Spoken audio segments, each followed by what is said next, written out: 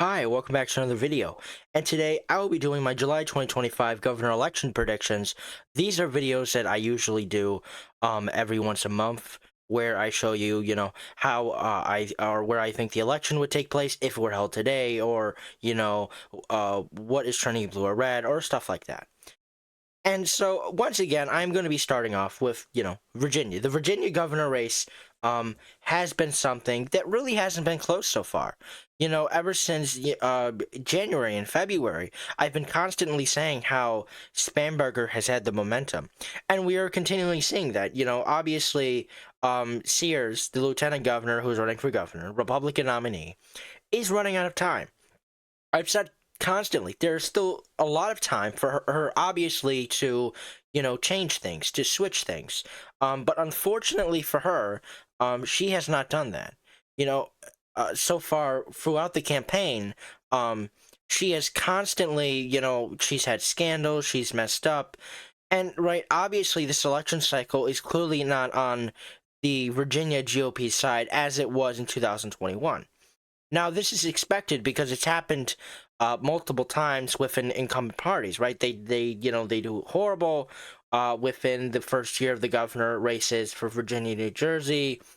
you know they either do even worse in the midterms or they do a little bit better, right? We saw Obama get in 2010, Democrats were obliterated, and then in 2014 they were also obliterated. For Republicans, we saw in 2006 they were obliterated, and in 2018 the same thing happened. The only exceptions so far, I think, for Republicans were in 2002, where they performed very well, and then for Democrats in 2022, where they also performed very well. They only lost 9 House seats, and they actually gained a Senate seat in the Senate in 2022. So it's going to be very interesting to where 2026 goes, but as of right now, for 2025, it doesn't look good for Republicans. If we were talking about this back in, January or February, I would have said the Republicans had a clear chance at maybe flipping, New Jersey. But now I think that really has slipped away from them.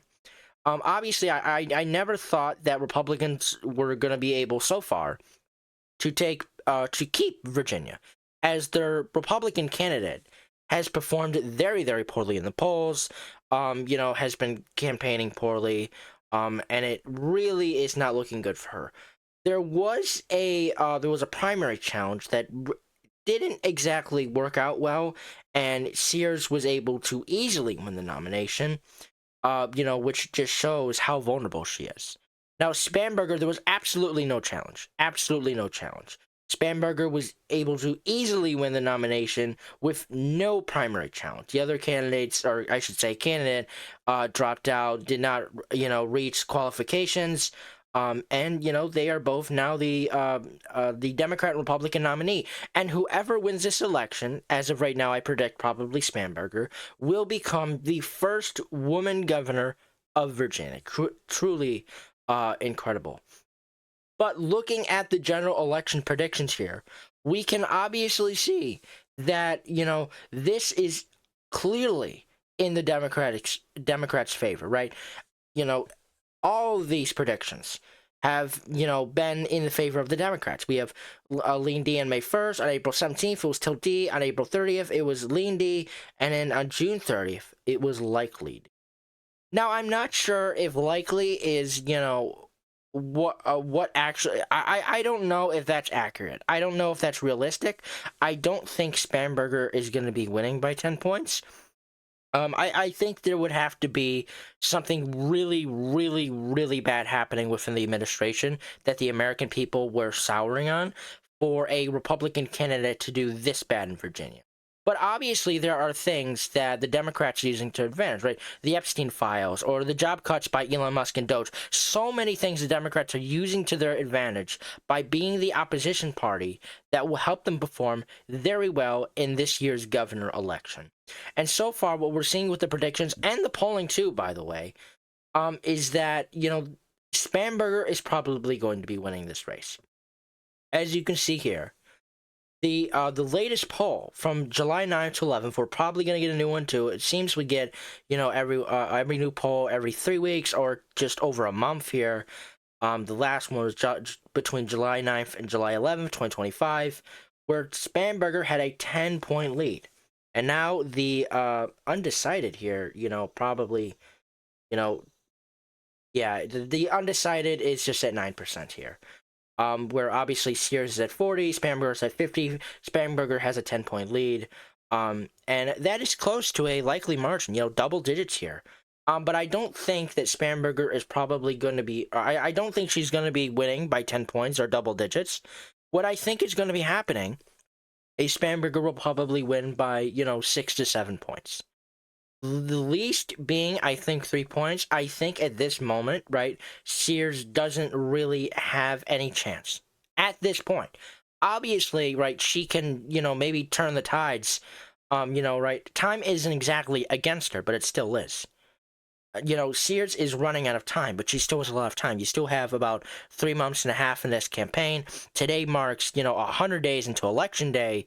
And so Sears still has some time to turn this race around, but time is running out. It's not looking good for her. And if this polling continues, she's probably going to be seeing a 6 to 7 point loss here for Winsome Sears.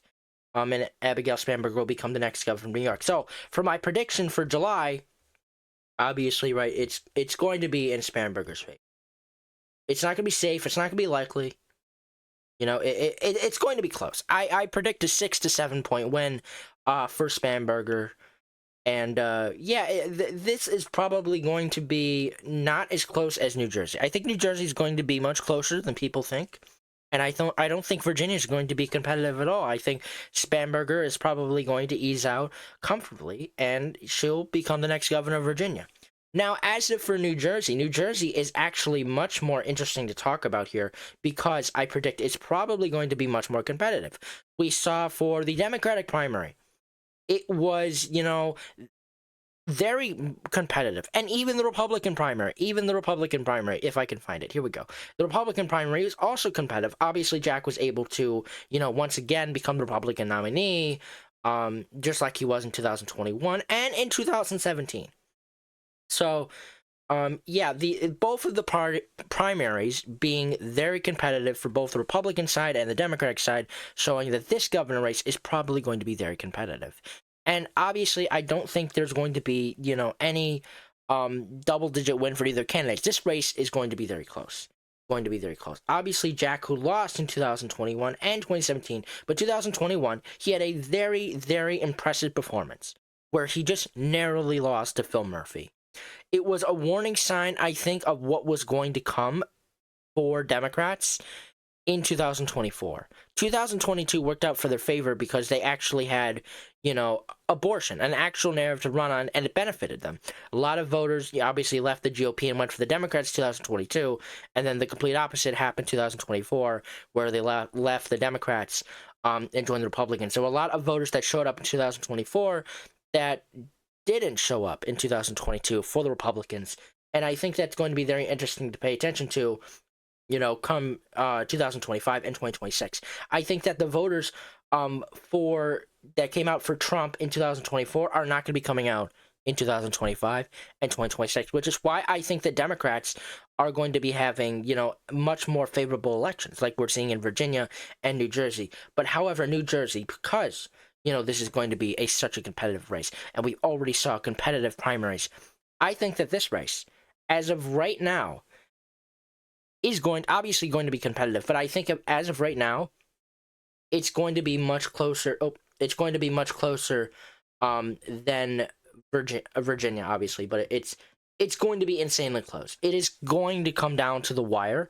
Obviously, it's not going to be like the Arizona governor race in 2022, where they win by less a point or half a point or even less than that. But it's going to come down by 1 to 3 points, I think, and I think it's going to become, I think Mikie Sherrill is going to win. If she wins by 5 points, I won't be surprised, but I also will be impressed. I don't think Mikie Sherrill will win by 5 points. I think it's going to be by 1 to 3 points. But this election cycle for this year is going to be very favorable for the Democrats. I think after these election results are in come November, obviously, as of right now, I think this is where they sit. They are, as of right now. But I think that if these are the election results For the governor races in 2025, I think that the Democrats are probably going to be very, very comfortable where they are, possibly get, cocky. I don't think 2026 is going to be a breeze for them. I think there's going to be a lot of competitive races that they're probably going to screw up in 2026. Maine Senate is a good example. Nobody's running for against Collins, a vulnerable Republican senator, hated by both sides, and nobody is running against her.